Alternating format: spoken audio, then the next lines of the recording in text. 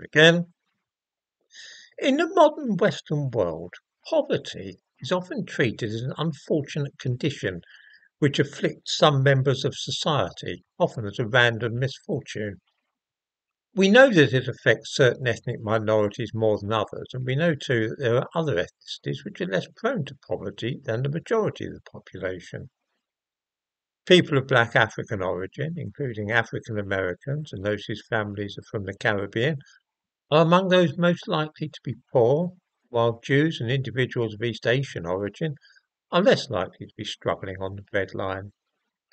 It is important to be clear about the connection between ethnicity and poverty, because otherwise there is little chance that inequalities will ever be reduced.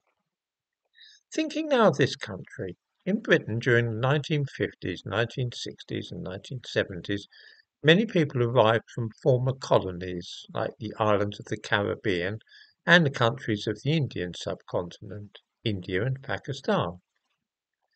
Families of Indian heritage also came to Britain from Africa, having felt the need to leave countries such as Kenya and Uganda. Those leaving Uganda came to Britain as refugees, having been stripped of all their wealth and belongings.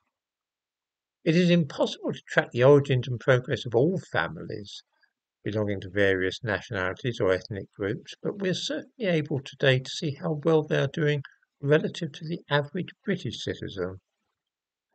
According to the Office for National Statistics, a department of the United Kingdom government charged with collecting and publishing data on life in the British Isles, there is a great disparity between how those who came from Indian families are doing, as opposed to black people who came primarily from Africa and the Caribbean. The figures for income between 2016 and 2019 make fascinating reading. The highest incomes, more than £1,000 a week, are earned by 28% of British people. There's a wide variation, though, between the ethnic groups who make up that average. Two figures were of special interest. Among those of Indian origin, 46% are earning at this highest rate, while only 20% of black people are doing so. The percentages are reversed the lower down the income scale one moves, looking at those who earn between £300 and £399 a week, which makes up 11% of the population. It is observed that just 6% of Indians fall into this bracket, set against 15% of black people. We note too that rates of unemployment for those of Indian origin are half those for black people. We see 8% of black people out of work, while only 4% of those of Indian heritage are in this position, roughly the same as the percentage of unemployed white people.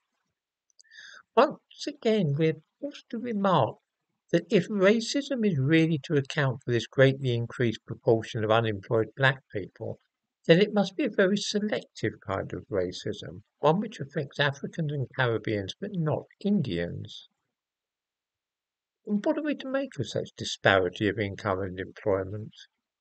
The first thing to remember is that none of those people came from long-established and wealthy British backgrounds. It may well be that the children of an English duke or banking magnate come from families with inherited wealth stretching back to the 18th century, but that's not the case with almost any person in Britain from an Indian or black family. The overwhelming majority came to the country in search of better fortune than they enjoyed in their place of birth. Any difference in income are likely to be rooted in their attitude and behaviour after arriving in their chosen destination. Anybody buying a newspaper at a privately owned shop in England, that is to say somewhere which is not a branch of a supermarket or chain of garages, will have noticed that the odds are that the proprietor is likely to come from a family with its origins in the Indian subcontinent. Conversely, it may be noticed that no such shops are run by black people. This is also the case in parts of cities which are predominantly black.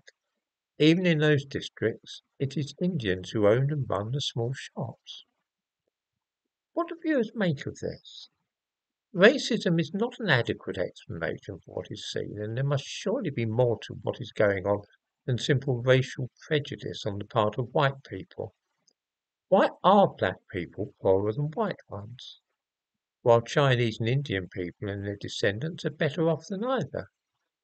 Simply talking of cultural traditions and so on is not a good and sufficient explanation, because then we are forced to ask why traditions of getting on well, working hard, and making money should be common in China, but apparently rare in Africa and the Caribbean. What do viewers think is actually happening here?